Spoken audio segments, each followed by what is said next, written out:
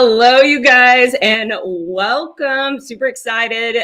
For anybody that doesn't know, you are watching the Outpost Gray YouTube channel, a YouTube channel designed to provide you information in cybersecurity, technology, and innovation. I'm your host, Jack Scott, and I'm so excited, as always, because today we've got yet another group of amazing individuals on the show today. And we're actually going to be talking about something I really like to chat about, which is the technology or cybersecurity recruiting space, because it's a challenging space, not only for the recruiters, because we have a lack of talent, which we're going to dig into and what that means, but for those that are seeking a position. How many of you have been trying to get a job and you have applied and applied and applied, but you can't seem to get through the gatekeeper, or you can't seem to get through the algorithms, and your resumes get pushed out and kicked back within 24 hours after submitting it, but you know for a fact that you did that job at your last employer, but for some reason, you're not being able to even get interviewed for that same position at this company. So we're going to demystify as best we can the recruiting space with the all-star guest that I have today. But really quick admin note before we dive in, just so you guys know, I'm going to be hosting right after this show, right after the Simply Cyber show at 4:55 p.m. Yeah, super weird, odd time. I'm going to be hosting the post panel for Wicked 6. It is an all-female cyber games that has been going on for the last 24 hours. So I'm really excited about that.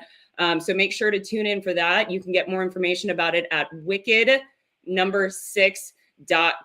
All right. So enough about me, enough about what's going on with Outpost Gray. Let's talk about our guests. So I'm going to let each of them do their own intros, but the guest that we have on the show today for this technology recruiter fireside is Joe Hudson, Jen Beatty, and Stefan Semmelroth. So if you don't know them, you definitely should. I highly encourage you to go out and follow them. So without further ado, let's go ahead and get them on stage.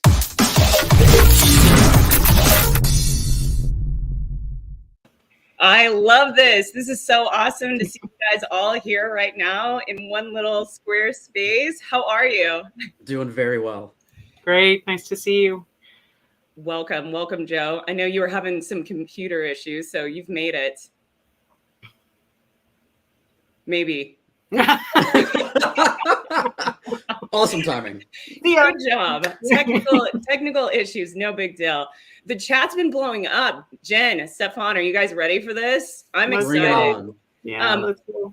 Really quick for everybody that's in chat, I forgot to mention, please ask questions. We're going to be doing live Q&A through this and a resume review, but do me a favor, put a big capital Q in front of your questions so I can make sure to see them when they come in. All right, so let's kick this off. Stefan, can you take a couple of minutes and share a little bit about your background with us?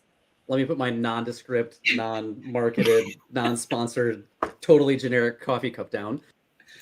So my background, I started off in cybersecurity almost 21 years ago. We'll say 20 years and 10 months ago right now, with an incident response. So very much at the technical level in IT, transitioned from that into electrical engineering for my undergrad. And then similar to Jax, went into the Army after that. So Army, Ranger School, Afghanistan, came back, found out I had broken my back and thought maybe I shouldn't go into something that literally requires a strong spine. I literally have a weak spine. Go ahead, start making jokes in the comment about my weak spine now. Went to the Army Cyber Corps and got sent from continent to continent to solve really big problems. Got out and started a veteran-focused cyber recruiting company. So I know some names here already from when I was still running that. And then I sold that company to Stratacore, and that's where I currently am, where I lead their cyber practice. So I run our vCISO engagements. I'm a vCISO for that. I run most of our talent selection for our clients when we go out to partners to help them bring in talent. And I'm very excited to be here, and I'll do my best to keep up with Jen and Joe. When Joe comes back on. You have a wealth. I'm excited because you ran your own company for a while. This is a space that you've been in. You've seen a lot of things. And same with you, Jen. How long have you been in this space, Jen? And you primarily work in the IT recruiting side, right? That's right. Yeah, I'm coming up on 25 years in IT, and primarily that's all I've ever done is IT recruiting. I began my career actually in the restaurant business and ran several restaurants across 2 states. I was always given the underperforming restaurants, but I found my strength in finding the talent to run those businesses.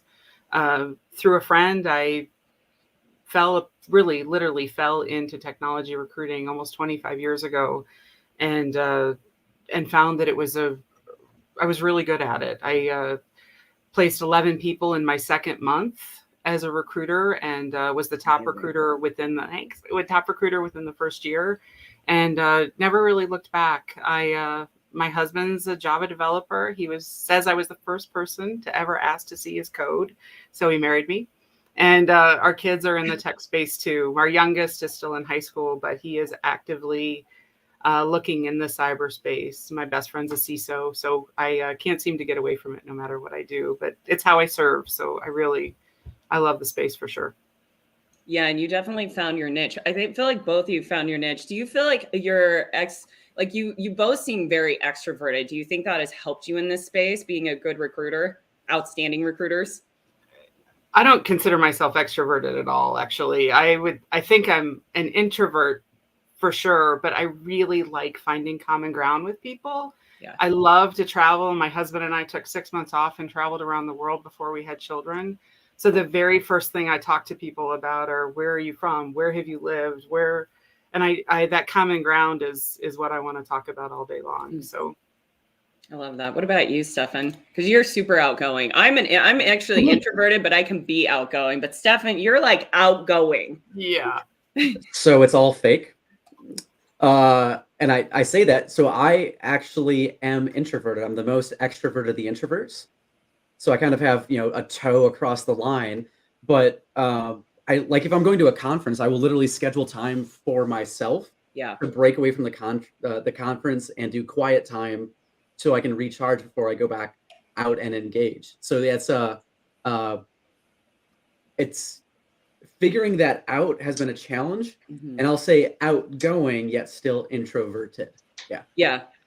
Yeah, absolutely. I'm ambivert. Joe, welcome. So glad that you made it back. I'm very sorry, guys. Perfect example of things that can go wrong. But yeah, we'll see how this lasts. I appreciate your patience. Good to see you guys. Good to see some faces. Yeah, this is awesome. Joe has arrived. So Joe, take a couple minutes. We just finished the intro. Share a little bit about yourself and what you do. Well, I am on the tail end of running up and down the stairs of my office for the last 10 minutes trying to figure this out. But I've been here with Hudson. Oh, I'll sweat just making a sandwich. But with being here for about 5 years, just getting to know a lot of people across the security community, kind of like, I think I've said this so many times, like it's just a community I never want to not be a part of. And it was pretty cool I taught for a long time. I taught, probably over 500 kids in my career. And then to leave that and to go to this, it's so different, but it's so almost the same, to kind of feel like you're part of something that's collectively trying to get better, trying to grow.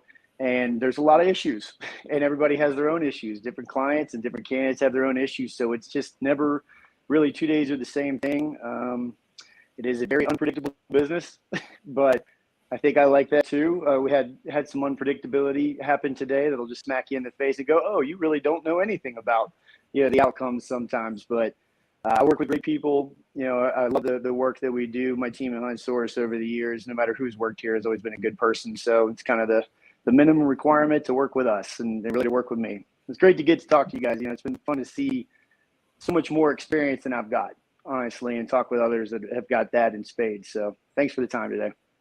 Oh my gosh, I love that, Joe. Thank you. Okay, so let's kick this off. And I want to kick it off with the topic that I love, because there's always a different answer for it. And it's the Great Resignation. And so I want to get your guys' thought about the Great Resignation and why it's happening. And then why is it so hard to recruit when we have all of these excess positions in a way? So I'm going to kick it off with Stefan.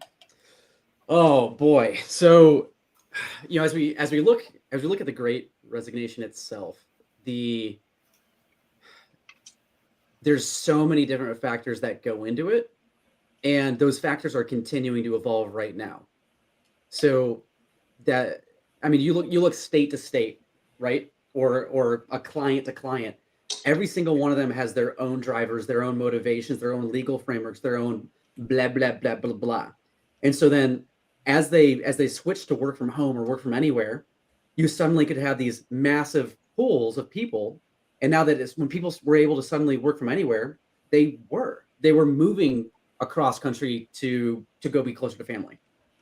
And now as the shift to back in the office is happening, we all knew that probably would at some point, right? But now it is. Mm-hmm. Now some of those people can't go back to the office. And so now there's kind of this second wave that we're starting to see. And one of the big pieces, especially that I saw even this week, so I don't recruit anymore. I more coach my clients on how to access recruiters and how to work with recruiters when I'm not doing security stuff. And one of the big issues that we've seen even this week was clients limiting where, like the geographies of where they're going to hire. So just even this particular client, last month it was anywhere in the country. And this month it is only in these 3 states because we don't want to make HR do more reports in more states or registered it. Like it's been really interesting to watch. And thankfully, many people have been able to capitalize on it, and companies have been able to capitalize on it as well. So I thrive in chaos, and it's a little chaotic, so I'm okay with it, but it's not right for everybody right now. Yeah, it's not. And you made a good point. I didn't even think about there are 2 waves right now. Like we're seeing that first initial wave, and now, like you said, and I'm seeing it actually because I have friends that work on the federal side and they telework, and a lot of government workers are going to have to come in, and they don't have the flexibility as much as you would see on the commercial sector. And that some of that has to do with clearances and things like that. And they're coming up with all kinds of excuses, or they don't want to take their children back to daycare because they're saving money, and then gas prices, and they're being forced to have to find a job. So that's an extremely interesting viewpoint. I work on the federal side now, so we'll see if our clients make us go back into the office. I personally do not want to go back into the office. I like my hybrid life. But Jen, what about you? What on the Great Resignation, what have you seen? Yeah, my take's a little different. I think good talent is always hard to find. I mean, there's never been an easy year of technology recruiting for me. It's been consistently hard during my whole tenure. So good people are always working and skeptical about potentially making a move. So that's my responsibility to help find that. I look at it a little differently in that I feel like there's this pendulum of control, right? And the pendulum often sits in the client's hands. The clients often control where, when, how much, all of those sorts of things. And COVID helped loosen that up a little bit. There's been other times during my tenure that's happened as well.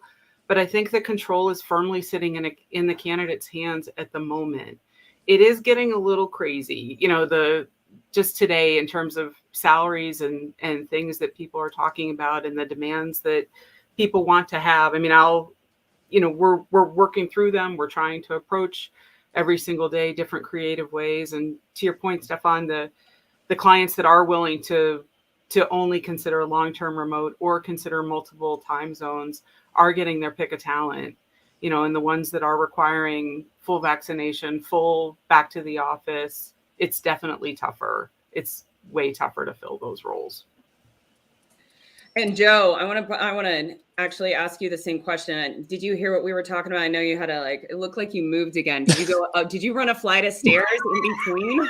I would rather not spend any time talking about what madness I've been dealing with. It's kind of pathetic from a technical standpoint, just considering I also have to recruit for the technology. But no, I've been listening, and honestly, it's something I think about a lot because I get offers now, and I almost don't get excited because I know so many variables in play. Mm-hmm. We had a candidate actually accept a job, and then he turned it down a week later, and I said, "Well, what was the other offer that you got?" He's like, "I don't have one." He's like, "I'm starting from scratch. I just think I can do a little better." And he's young. He's unemployed, and he thinks he can do better. these, a lot of people, they get 100 messages a week. They're getting all this stuff coming through, and they're like, oh, I guess I'm a hot commodity. And there's so many things that come into play outside of just work too. I mean, we're talking about, well, I don't know if my company's going to go back on site, and I don't want to be left holding the bag. So I'm going to get in front of that. The vaccination status has definitely led to a lot of people wanting to make a move. I know some people, and I've said it before, I know some people that they quit just based on the policy itself, not whether or not they had a vaccination or not, but they're like, I don't agree with it or whatever. People have all these different opinions about different things. And then you see a leadership change or whatnot. There's such a hot need, specifically in security, but across technology, period. And you're also starting to see it kind of blend a lot, where they're giving people a shot to go get X or Y skills, that they wouldn't get if they stayed put. And so they're wanting to get that. It's just a constant amount of money being thrown at people. It's unbelievable how much some of these people are making. So there's just a constant chirping in the ear that you can go get better. You can go do better. And, at some point, I think a lot of people are either really aggressively looking, or they finally cave into giving a conversation, and then they can't turn down a 30, 40, K pay jump or something. So I don't necessarily expect it to slow down until we see some really black and white policies on back into the office, on some of these other mandates, or also some of the stability that their company is going to see. A lot of M&As, top M&A activity over the last 2 years, pretty much in the history of the company or history of the country. You're going to see a lot of attrition there and a lot of people leaving as well. Yeah, and I've even seen where people have moved to different states, so they've been able to go fully remote. They move to a state where THC is legal or another substance is legal. And then when the back to the office thing is, they'll still have remote drug testing. So now that person it's not has issues, right? It's a great point. It happens. We will talk to those people. Yeah. Yeah. Wow, that's a great point. So we've got this great resignation. We have a lot of people exfilling the organization. So that brings me to my next question of why are we not able to fill these roles? Now we have what appears to be a surplus of these open positions, yet I know we have guests in the chat right now that are looking for jobs. What is the challenge? What do you guys think from your point of view? And I'm going to punt this over to you, Jen. What has been one of the things that's been making it challenging for you to be able to recruit the right talent and get them in those positions? That's a good question. I mean, it's the age old, it's the reason we all have a career, right? I mean, frankly, it's, it should be easy. It should be easy for a candidate to apply to a job that's a great fit for it. They should be, talk to the hiring manager, and they should be able to go to work in 2 weeks. But the reality of it is there are many other pieces of the puzzle that go into it outside of just of a skill set, and we've talked about a lot of them today. So I think that you're looking for the whole person to go to work at the, for the right hiring manager at the right client at the right time in their career. And it does still surprise me 25 years in that I have a job and that I'm needed, to be able to help. This is how I serve. This is how I take care of people. But I'm busier than ever and likely will continue to be. So I don't have a great answer for that. I just think that we make it, it's just not, there's just not an easy solution. Wow, that's very interesting. Joe, I'm going to butt it over to you. Same question on having the recruiting shortages, but then having this plethora of seats, but the talent, why are we not able to get the talent in those seats? I mean, I think there's a lot of there's so many factors. Trust is a big one. Trusting that a resume represents a person is one. I mean, I've had clients over the time that they say, we love this person, answered everything, great cultural fit, money's good, but we want to talk to some more people. That's the first person we've talked to. And we say, well, yeah, your job's been open for 6 months. There's a reason that's the first person you've talked to, because it's very difficult to find the 9 things that you want. If you're admitting on the front end that you're looking for a unicorn, you're already behind the curve. I mean, you're already giving yourself a serious uphill battle. So the time that it takes to find that, and then when you finally find the person, that role is like a new role for that company. So they're not super educated on what they can pay, should pay, how they should even pitch the job. And maybe they'll offer that person a role and they're like, this is 15 grand lower than what I was looking for. And I've got 3 other offers. And so that process, then sometimes it starts all over, and you're starting from scratch. But there's a lack of trust, I think, between candidates and recruiters. I think that recruiters typically don't have the best reputation in the market. There's a lack of trust between clients and recruiters. A lot of times clients think, oh, recruiters are just trying to drive up the price. They're just trying to drive up the commission and whatnot. And so there's constantly a tug of war, I feel like, between candidates and recruiters and companies, and then companies and candidates. And in the end of the day, roles are open for, if your job's open for longer than 2 to 3 months. I mean, I find that to be just like that. I think it's ridiculous. There's got to be some concessions made somewhere. So I just think having trust and having more open dialogue at all of the players involved and having everybody just be real and get on the same page. If we can get to that point, we'll see a lot of hurdles cleared out of the way, but we're not there yet. And when recruiters leave and there's so much attrition in recruiting and within people, and it's tough to build really good, trust and rapport sometimes. Yeah, exactly. You add to that the lack of standardization in job descriptions and resumes and interview processes. Yeah. Absolutely. Hey, Joe, I have to show you something that's going to make you laugh. I thought you were going to bring that one up. Yeah, this. Oh, that's awesome. Good old Jerry. Jerry has free reign to joke all he wants. Jerry, you have no idea the technical issues he had before this, so that's why that's so funny. All right, passing it over to you, Stefan. It's funny. Your thoughts on this? Yeah, so I'll go back to Jerry real quick. Doc, I almost called you this morning because I haven't been on your live stream in a while, and Jax has you beat. So bring it. Yeah. And just so you know, Jerry, Jax rescheduled this just because of Jerry, because she loves Jerry so much. So he owes you one. Yeah. I did. For Simply Cyber. You're right. Dr. Jerry. So I'll take this as a slightly different approach, right? And I agree on all the points, but I'll look at it from a process standpoint.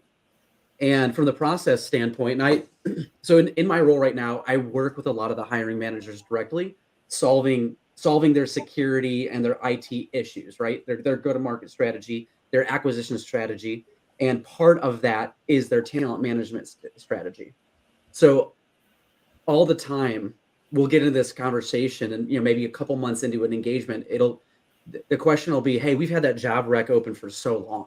Why aren't we filling it?" And I go, "Do you have a job rec open? I didn't see it when I looked at your careers page." "Oh yeah, it's called this." I'm like, "That's the job rec you have open?" And then I show them this box of red pens that I keep on my desk and tell them to send me the JD. And then I scribble the hell on the JD and be like, no. Because what happens oftentimes is the hiring manager wants a solution, but the hiring manager doesn't truly know what they need. Their job, usually, technical project manager, maybe director of IT, director of security, CIO, whatever. Their job is to say, we've got the need. And then they hand it over and say, hey, we've got this need. They hand it over to HR. HR looks in their system. I'm not hating on anybody. I'm talking to the process as a reality. HR pulls it in. They look at it and they go, okay, I don't know what this Splunk thing is. Mm-hmm. So I'm going to salary band it just like I would mid-range IT. And I'll put some of the other stuff that I've gotten approved before on IT. And again, not a bash on IT, mm-hmm. but they tried. It's like if you used a marketing JD for a sales position. Mm-hmm. It rhymes, but ain't right. Mm-hmm. So then you've got this banding problem with salaries. You've got a cruddy JD. And then usually the hiring managers out there, they're in the trenches fighting the battle of today. They're trying to get code into production. They're trying to stop an IR. They're trying to do something. They're trying to make sure that the light is on and the grass is green and the phones are able to get through when you call. And so now as we look at that, they don't have time to go back and review the JD and usually look at the candidates, if there's any candidates. Mm-hmm. And then you start getting the blame game. And that's where, part of my role is I get to step in and go, we're going to fix this. Go call Jen, go call mm-hmm. Joe, figure this the hell out, because this JD's been open now for 6 months and you haven't made any significant progress either on hiring or fixing your problem of why you need to hire this person anyway. So that's a major part of it. And then the second piece is a lot of internal companies, reasons they go to external recruiters is because they don't have the technical capacity to understand and test against the role that they're doing. Like you usually have to be, depending on market somewhere around like the $20 million revenue to get it one IT person, maybe two IT, and then 10 times that ish to get your security people full time instead of outsource. And so then how do you test somebody on a SIM if you don't have anybody that knows how to run a SIM? And then how do you test for aptitude versus painting yourself into a corner and just saying, we have to have somebody with 15 years of PhD experience and 4 times CISP. Yeah, so that's, and you can't fault HR for this. You can't fault the managers, because they, like, for every single cyber person, there's usually 10 IT people. It's a 1 to 10 that need to get hired. And then for every 10 IT practitioners, it's about another 100 developers that need to get hired. I didn't know that. Yeah, it's about 110, 100. Yep. Cool. Wow. So like, as if I was the HR person, there's no way I'm going to learn what the difference is between a Sec Plus and a CISP and a SIM and a SIM. Yeah. Hell no. Right. I'm going to go to a Joe or a Jen to figure that out. And I'm going to say, hey, I'll give you a little bit of money because you're an external recruiter. You're an agency recruiter. I'll give you a little bit of money. You go find that person. Maybe I go pro services for somebody else to test them and make sure they're good. You know, what happens when you type in a URL and hit enter, and then give me this way I've got unbiased opinions. I've got the talent sourcer and I've got the validator. I can get a yes, no. And in three weeks, I can have somebody start. Yeah. All right. I'll get off my soapbox. No, that's good. I had no idea good. about that ratio. That blows my mind. Wow.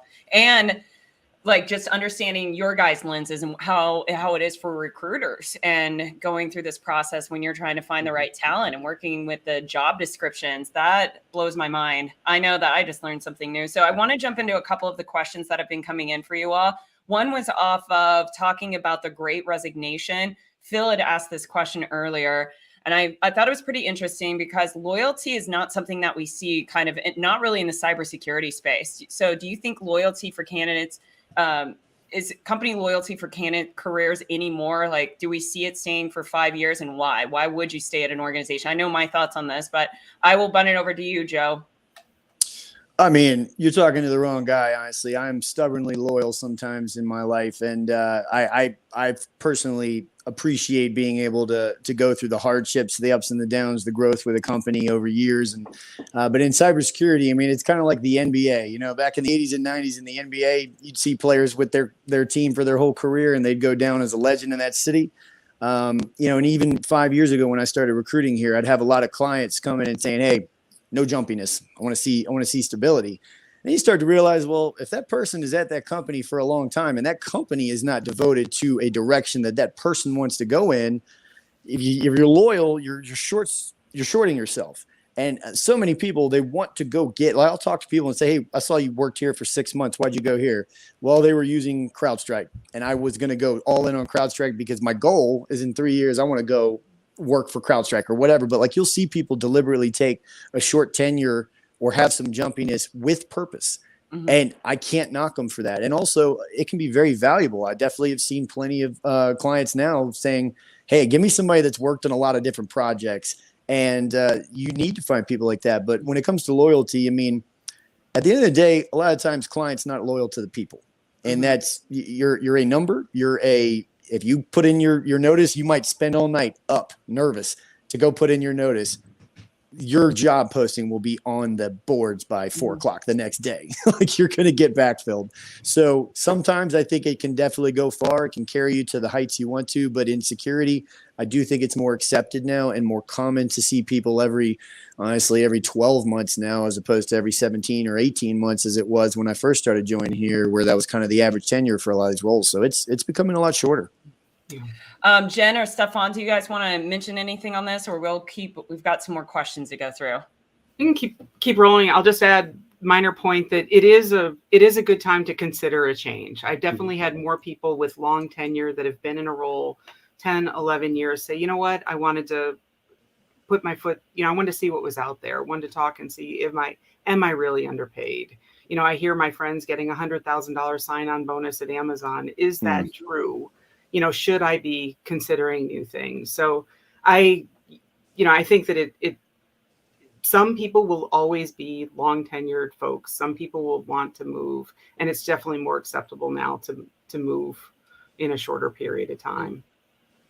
Okay, we're going to move this on, but I'm going to bring this over to you, Stefan, because it was during your conversation, during when you were talking about job postings, and then Jess posted this. She said, is that why some companies constantly repost the same job over and over again? Why do they do that? Yeah. Well, first off, hi, Jess. Good to see you. Yeah, so when we look at job postings, do you cast a very narrow net or do you cast a wide net? And often, so what is a recruiter trying to do? Inevitably, a recruiter is trying to find a person and get a person to go work somewhere. And when you work with people, when you're in the people business, I've got the neon sign here because everything we do is people. When we work with people, we have to understand that people are inherently fickle. And that means that if you're looking, when do you have the highest likelihood of looking at a job role, right? It's when it's just been posted. It's not at a job that was published 2, 3, 4, 5, 6 months ago. Because you're going to look at it and go, okay, that's post 6 months ago. There's something wrong with that company. There's a reason that they aren't hiring for that position. And so when you see something new and fresh, it feels like there's momentum. It feels like you're doing something new. And then also, if you're opening in a remote role, say you already have a business nexus in 5 states, which means you can operate and you can hire people in those 5 states. You'd be dumb not to put a job role open in each of those 5 states. Because when we look at how the process of this works, you go on any of the, maybe LinkedIn, Indeed, any of the other big hubs where resumes list. If it's a remote position, it's still probably going to be listed because these systems are old and they were programmed by interns. Love them. But these systems are old, which means it probably has it's probably tied to a geography. And so unless the applicant tracking system or the CRM that exists has a remote only option, or you can tender it down to each of them, you're gonna have to put multiple JDs up to find the person. It's frustrating, but that's the landscape. It's a landscape that moves. And Joe talked about this earlier, right? Of people, you might have a signed deal and they don't start. Like I didn't bill my clients until my candidate had been working there for 2 weeks, sometimes longer. Okay, I'll stop. That is super interesting. Joe, any thoughts on that? Well, I mean, postings are not always accurate. We know that. I think that postings are pretty poor. They're either novels and people don't want to read through them, or I get applicants sometimes where I'm like, I don't want to assume that this was just them spraying and praying and just click, click, click, click, click. Maybe there's something I'm missing, but it's tough also because I have a thing where I always want to respond to everybody. Everybody, doesn't matter. I get applications sometimes where I'm like, does this really deserve my time? Because I don't think this person put in any time to looking at this job posting. But you mentioned something too earlier, Stephen, about the title of a job.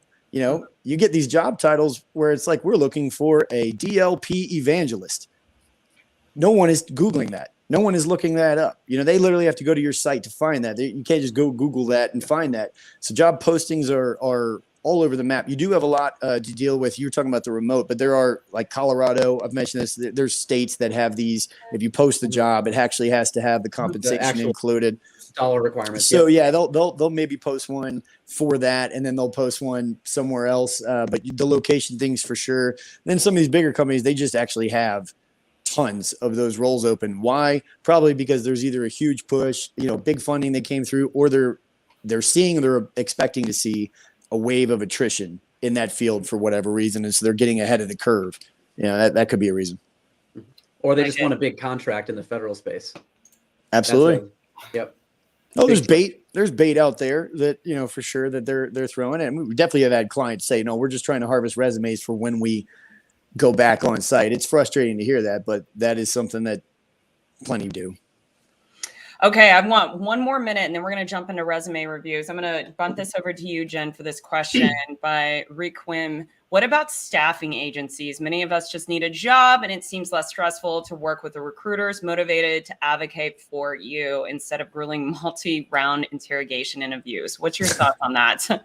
So true. Yeah. So, I mean, we're at the, I guess I'm not, rephrase a question for me, Jax. I'm not sure how it's really focused on staffing agencies and really Right. working with staffing agencies that are advocating for you instead of the Absolutely. candidate having to go through multiple rounds of interrogation and interviews, what it feels like. Yeah. Yeah. I mean, occasionally I'm faced with that too, right? I mean, we do work very closely with our hiring managers to say, listen, we don't want 3 or 4 rounds of interviews. We don't want a take-home test that looks like they're doing your job for them. We don't want those types of things to go into it. But sometimes, you know, as Joe mentioned earlier, sometimes hiring managers don't trust themselves or the process. And so they're layering on, in my opinion, they're layering on all of these levels to be able to do that. But yes, 100%. I am on the phone with folks all day, every day. And I made the quick early understanding very, very early in my career that if I talk to one Java developer, they're the best Java developer I've ever talked to. If I talk to 5, I've got 1 great one, 3 mediocre, and 1 that maybe isn't so good. And the numbers just keep extrapolating. So it's my job to know who are the best, you know, who are the best in their field across all technology spaces. So it's understanding, you know, where that's going to go. And then the levels are different. So I work very diligently to make sure that I'm helping for my candidate, helping push the cause for my candidates to find the right environment. I love that. Okay, we're going to pivot now, you guys, into resume reviews. And I'm going to pull, we've got 4. Maybe we'll try to get through all of them. But what I want us to be able to do, I'll bring up my screen, see if I can zoom this in a little bit more. But all of these have been sent to me for either individuals wanting to pivot into this space, just like this person. She's a tech lawyer. So she's looking for a position in the cybersecurity space, and the other ones are, they're looking or they've been in it. So for this one right here, this is a tech lawyer. The overall top of the resume. What are your guys' thoughts on this? We've got name, tech lawyer, location, then it goes directly into academic qualifications and relevant coursework. So I've seen, especially if we're looking at anything south of the border. So I'll say Latin America up to Mexico, which I think this was in Mexico. Very common to have resumes like this in overall Latin America, because we're looking at cultural differences on how people look at resumes. So if Maria was looking for roles in South America, this would be pretty good. If she's targeting, security roles here in the US, I'd recommend making a lot of changes on it. And what I'll say, Jax, is usually when I talk to people like this that, have a law degree and want to pivot into cybersecurity or tech in general,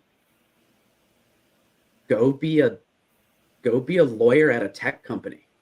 Yeah, definitely. Like that's usually what I recommend. And I know Maria is going to computer system engineering right here, expected in 2023.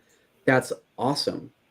But with that background, Maria could probably crush legal for a cybersecurity company, still scratch the itch, leverage her background, her strengths, everything else, and do it in a super awesome positive way. So I don't want to necessarily tear up the resume itself because I don't know the target.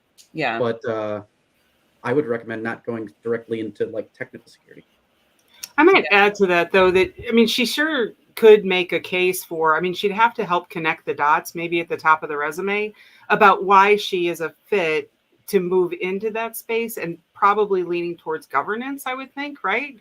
And helping to more than just saying project management or whatever follows under her, just to scroll down a little bit more, Jax. But help quantify why that's a good move for her. How could she help connect the dots for anybody looking at her resume? Why she's the obvious choice, as opposed to, anybody else that's already got the experience in the field. Yeah, and I'll definitely throw some samples of additional resumes. The biggest thing is these bullet points need to be quantifiable. Right now, they're just bullet points, legal advice, right. Maybe adding in there quantifiable advice of how her legal advice helps shift the organization and save them X amount of money. That's right. Mm-hmm. Yeah, number of clients that she worked with, whether they were small, medium, big or enterprise companies, dollars saved, I mean, you go into litigation. There's so many different things that would help me understand what her superpowers are. Well, also, like, what does she tell the story that she wants to go, into this route? If I don't know security and I see some of these buzzwords on there, for relevant coursework or whatnot, and I'm not familiar with those terms, I'm going to think, well, I just got a resume from a lawyer. Lawyer's not a fit for my job, and it's clearly defined, tech lawyer. So I think that she has an opportunity to kind of at least articulate to people like us to say, hey, here's what I'm going for. I'm currently in the transition for this. Ideally, that's my goal. But I mean, on the resume, I think that if you are making a transition and you're trying to make that transition, you need to make every effort to spell that out for people. Don't leave that up to guesswork. That's right. And I normally don't recommend cover letters, but if you're going from something like full-on law degree into a technical security or a technical role at all, explain why. Like, great point, man. Like, that's one of those few times where a cover letter actually makes sense.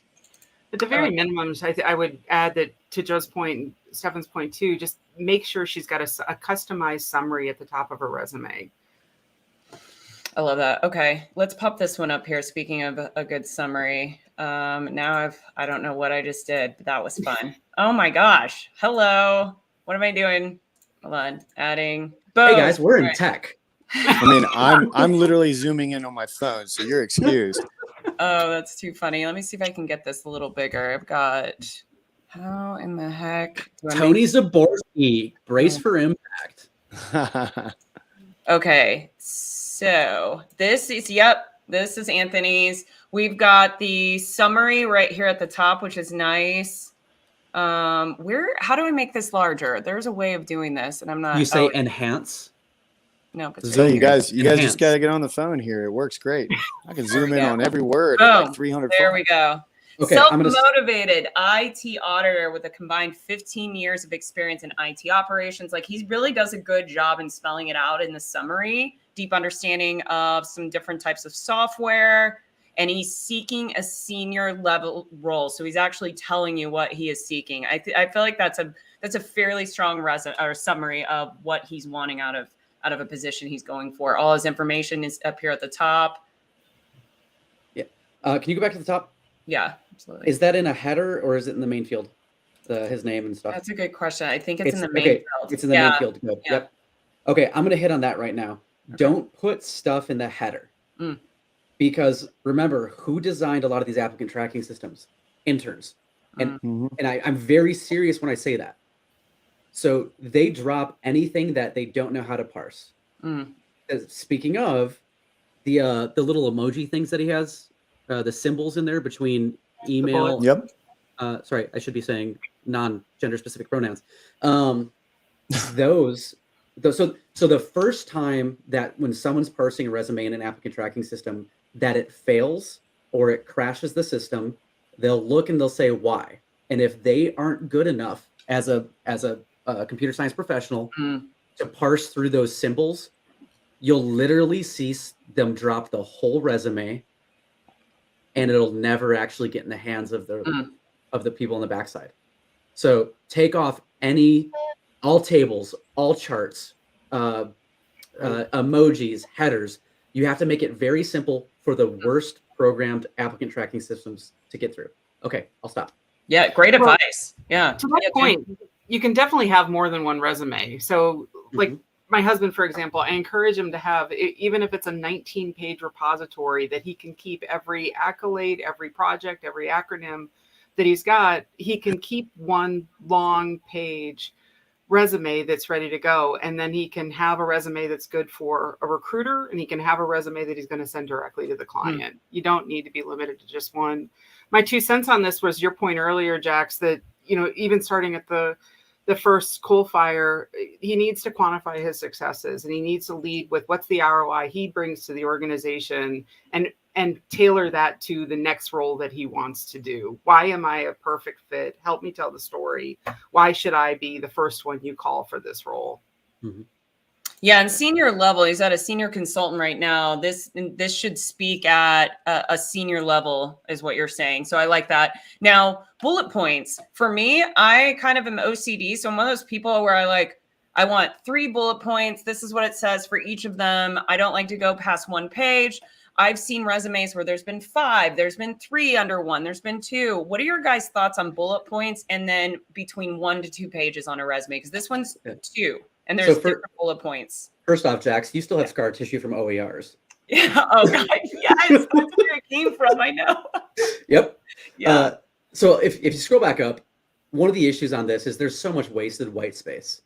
There's, if you go one more up to the, the coal fire. So look at how many lines don't go all the way to the end. So those are opportunities lost. And if you look at a lot of these bullets, I don't even have to read them to know that I could cut this down to 4 bullets easy by using the word comma and transition, and then putting some more quantitative work in there, just to button that up. And so when you're drafting, as Jen said, you have to tell the story to people that are reading this. When you're drafting your bullets, they have to be targeted for the person reading it. So if I, the recruiter, not anymore, but if I, the recruiter, pulled this up and looked at it, I better know the most important thing first, right? What is the most important thing? Because if I'm a bad recruiter and I don't read it all, don't assume that I'm going to be a good recruiter and that I've had a great day and I've had my cups of coffee before I start screening these. Assume that it's the end of the day. The kids were screaming because we're working from home, and I'm pulling this up on my phone while I'm trying to slam down some macaroni before I go into a live stream. Like, yeah, that's real life. No, you're absolutely right. That is complete real life. And Joe can tell us how easy it is to read a resume on a phone screen like this right now. While I'm driving and conducting an interview, and also getting text from my wife about, hey, what time are you gonna be home? But no, I think Stephen, you nailed that, man. I mean, I think there's a forgotten understanding that recruiters are people, and that a lot of times we're trying to figure things out. But the more you can spell it out, and also quickly, I mean, if there's any advice I can really give about a resume, it's make sure that someone can understand who you are and what you do within 10 seconds of scanning your resume, because you might get 15 seconds, you might get 5, but you need to be able to have someone be able to scan it and be able to pick up on certain things pretty quickly. And then from an ATS standpoint, such a great point about putting things in the headers and like the little icons and whatnot, just throwing things off. I know I've tried to pull resumes into our our CRM that they'll be like not recognizable, and it's like it's got all the information. That's just another hiccup in the process that we've been talking about. But I mean, I think that resume looks pretty solid overall. Like I would rate that in terms of the resumes I see as a pretty well put together, pretty well organized one.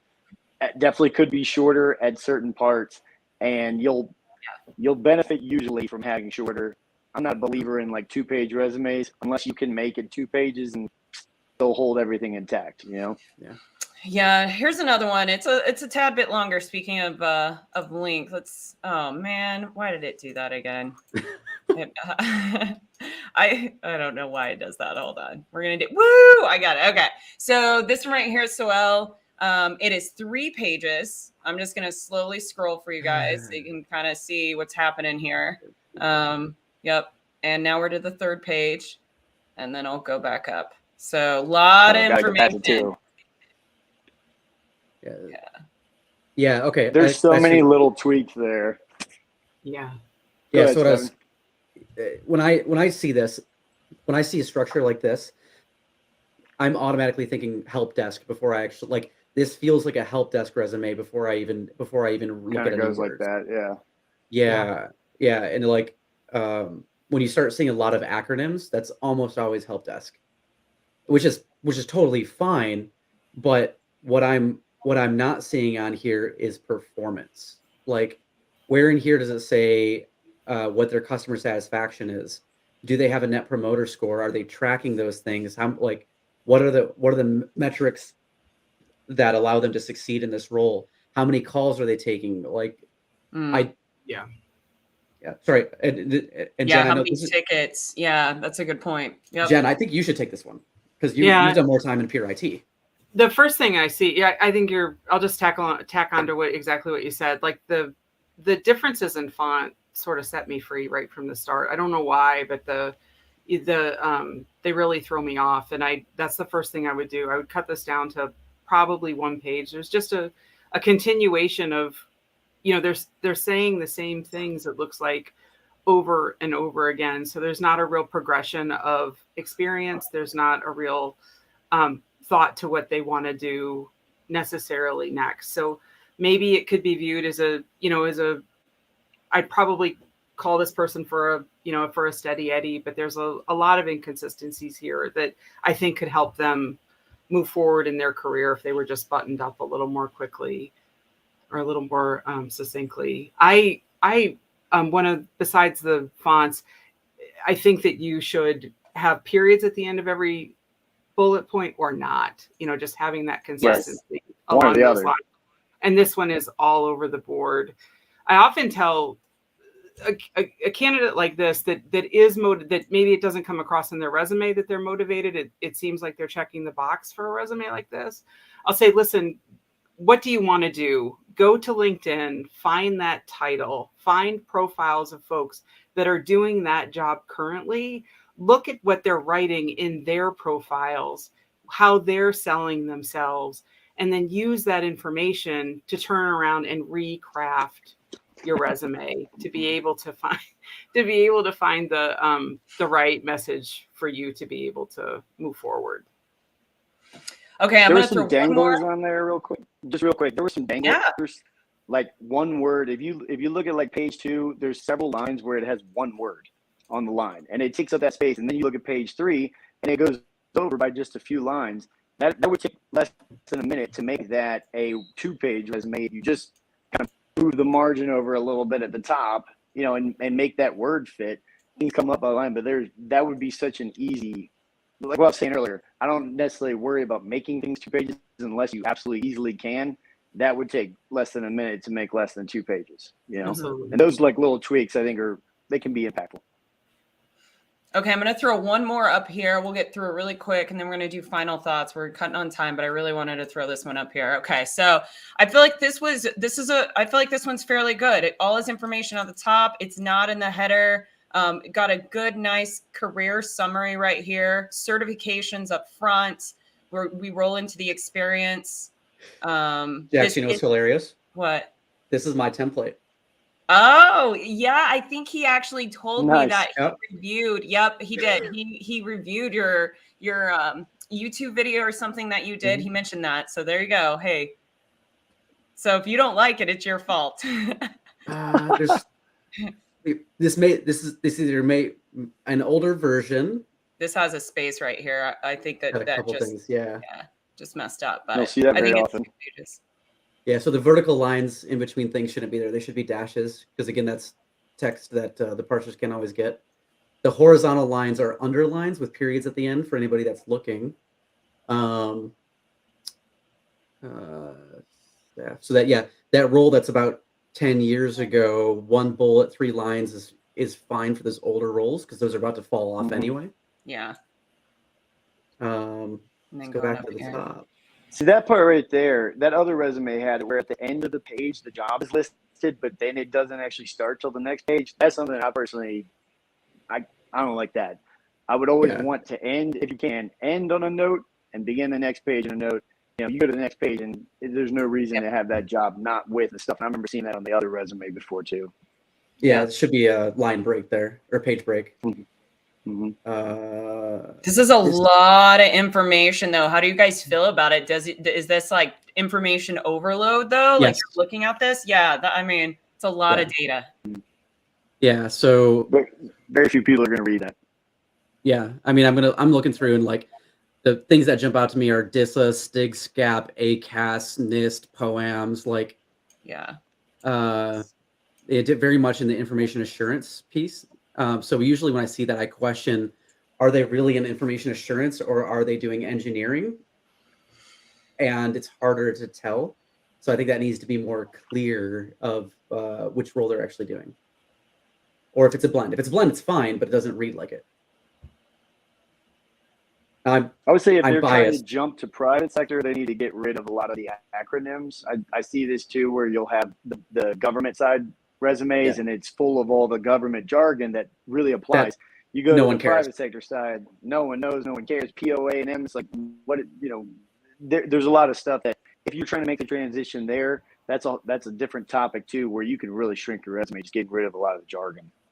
Yeah. This one needs to be split out because ACAS is the version of Nessus that's used on DoD. So like one of them, and this is not a good federal resume, by the way. So anybody that's looking at this, do not use this as a federal resume if you're applying to USA jobs. Why is that not a good federal resume? I'm curious. Yeah, so federal resumes are their own beast, and you need to put in like hours a week that you worked, whether it's 60, 40, because they've got different classifications for it. There's just so much other weird stuff. Like I refuse to build federal resumes for people, and I have for years, because it's just frustratingly dumb. Yeah. Frustratingly dumb. And on that note, we're going to bring back in. Nice. All right. So final notes. And also, hey, Stefan, if you'll share that template with me, I'll put it in the show notes. People are asking for it. Also, for everybody that's watching, I will share my resume, which has always gotten great reviews. I'll clean it up and make it as a template. You can have that as well. But final notes, you all. Joe, I'll kick it over to you. Final notes for the viewers, just final thoughts that you would like to leave them with. Oh, absolutely. Just appreciate the time, letting me sit sideways and have a million technical issues. You guys have been a warm group to work with. I came and got what I wanted. I wanted to learn some things from you guys, and I definitely learned. But, in terms of the job search, I do think that recruiters are a great asset. I am hopeful that all of us collectively can help kind of change the MO for recruiters in the market. But I do think that we can be people that can really help you guys out. And I don't usually go to bat for recruiters in general. But I'm going to take the opportunity to basically say, I think that there's a lot of good ones out here. And with the ridiculous hiring surges that we're going to have to see across IT and across security, it's not getting done without us. It's not. So I would recommend building some good relationships with a few recruiters, maybe one or two that you can just depend on to help you and guide you through the process. And then maybe a couple that they may not be the greatest people in your life, but they're going to have constant jobs and constant activity and some things you can explore. So I would recommend building a small arsenal of recruiters that you can lean on. I love that. Yeah. Arsenal of recruiters. I love that idea. All right. Stefan? I did put the link in our internal chat so you can publish it out. Thank you. So yeah, one of the most important things you can do in this industry is remember that the resume doesn't matter.